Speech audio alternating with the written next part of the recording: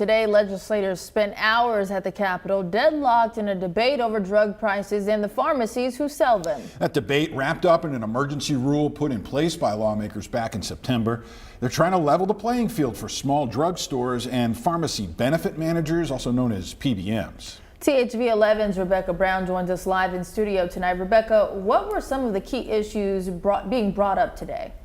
Faith and Rolly, the big push today from the trade group that represents independent pharmacists is to get this rule extended to better hold PBMs accountable. But there are some legislators worried about it potentially hurting consumers. It is not the insurance department's job to keep pharmacies in business. I agree with that.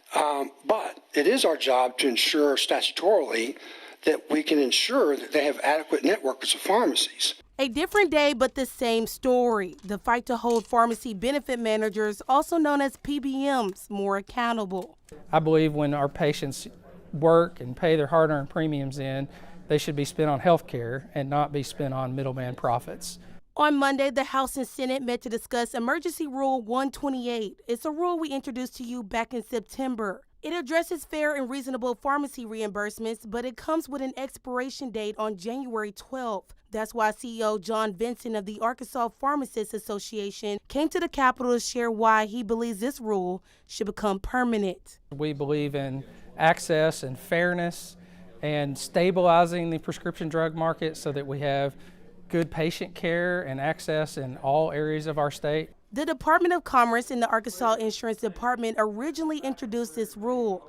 In wake of this rule, they said they were receiving more data and information when it comes to prescription drug costs. They hope this will eventually help them set benchmarks and figure out average costs. But many legislators shared concerns with this, saying they felt this rule would eventually lead to a dispensing fee, hurting the patient more than the PBM. What we're going to do is dive in and we're just going to start making the consumer at home, the innocent, pay more to get their prescriptions filled.